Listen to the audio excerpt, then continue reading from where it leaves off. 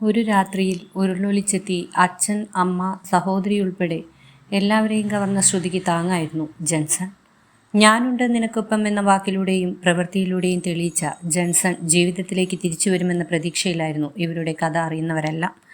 കേരളം ഒന്നാകെ ജീവിതത്തിലേക്കുള്ള ജൻസന്റെ മടങ്ങിവരവനായി പ്രാർത്ഥിച്ചെങ്കിലും അതൊക്കെ വിഫലമാക്കിയാണ് ജൻസന്റെ വേർപാട്.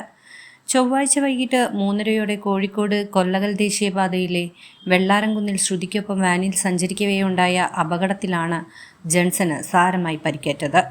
ശ്രുതിയുടെ കുടുംബാംഗങ്ങളായ 7 പേരും കൂടെയുണ്ടായിരുന്നു. ഇവർ സഞ്ചരിച്ച വാൻ ബസ്സുമായി കൂട്ടിയിടിച്ചാണ് അപകടമുണ്ടായത്. മേപ്പാടി വിംസ് മെഡിക്കൽ കോളേജിൽ ചികിത്സയിലായിരുന്ന ജൻസൺ ബുധനാഴ്ച രാത്രിയാണ് മരിച്ചത്. അപകടത്തിൽ പരിക്കേറ്റ ശ്രുതി ചികിത്സയിൽ കഴിയുന്ന കൽപ്പറ്റ ലിയോ ആശുപത്രി ഹൃദയഭേദകമായ കാഴ്ചകൾക്കാണ് വ്യാഴാഴ്ച സാക്ഷ്യം വഹിച്ചത്. ശ്രുതിക്ക് അവസാനമായി കാണാൻ ഉച്ചയ്ക്ക് 1 മണിയോടെയാണ് ജൻസന്റെ ചേതനയേറ്റ ദേഹം ആശുപത്രിയിലേക്ക് കൊണ്ടുവന്നത്. ശ്രുതിയെ സ്ട്രെച്ചറിൽ കാഷ്വാലിറ്റിയോട് ചേർന്ന ICUവിൽ എത്തിച്ചു. സ്ട്രെച്ചറിന് സമീപം ഇറക്കിയ ശവമഞ്ചത്തിൽ പ്രിയസഖിയുടെ തോരാ കണ്ണീർ കാണാതെ ജൻസൺ അന്ത്യനിദ്രയിലായിരുന്നു. ബുധനാഴ്ച രാത്രി മേപ്പാടി ഡോക്ടർ മൂപ്പൻസ് മെഡിക്കൽ കോളേജിലെ തീവ്രപരിചരണ വിഭാഗത്തിലെത്തിയ ശ്രുതി ജൻസനെ കണ്ടിരുന്നു. ഉരുൾപൊട്ടലിൽ ശ്രുതിയുടെ അമ്മ സബിത, അച്ഛൻ ശിവണ്ണ, അനുജത്തി ശ്രേയ, അമ്മ എന്നിവർ മരണപ്പെട്ടു. അച്ഛൻ്റെ 2 സഹോദരങ്ങൾ ഉൾപ്പെടെ കുടുംബത്തിലെ 9 പേരെ ദുരന്തത്തിൽ നഷ്ടമായി. കോഴിക്കോട് സ്വകാര്യ ആശുപത്രിയിൽ അക്കൗണ്ടന്റായി ജോലി ചെയ്തു വരികയായിരുന്നു ശ്രുതി. ശ്രുതിയുടെ അച്ഛൻ കെട്ടുപണിക്കാരനും അമ്മ ഷോപ്പിൽ ജോലി ചെയ്യുകയുമായിരുന്നു. മേപ്പാടി പഞ്ചായത്തിലെ 10ാം വാർഡ് മുൻ മെമ്പർ കൂടിയായിരുന്നു അമ്മ സബിത.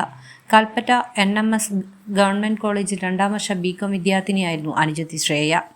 ഉരുൾപൊട്ടലിൻ്റെ ആദ്യ ദിവസങ്ങളിൽ തന്നെ അച്ഛനെയും അനിയത്തിയെയും തിരിച്ചറിഞ്ഞ് സംസ്കാര ചടങ്ങുകൾ നടത്താനായി. എന്നാൽ DNA പരിശോധനയുടെ ഫലം വന്ന ശേഷമാണ് അമ്മയെ തിരിച്ചറിഞ്ഞത്. ശ്രുതിയുടെ കല്യാണത്തിന് കരുതിയിരുന്ന 15 പവൻ സ്വർണവും 4 ലക്ഷം രൂപയും വീടടക്കം ഉരുൾ കൊണ്ടുപോയി. 2 മതവിഭാഗത്തിൽ നിന്നുള്ള ശ്രുതിയും ജൻസണും സ്കൂൾ കാലം മുതൽ സുഹൃത്തുക്കളാണ്. ആ പ്രണയമാണ് വിവാഹ നിശ്ചയത്തിലെത്തിയത്.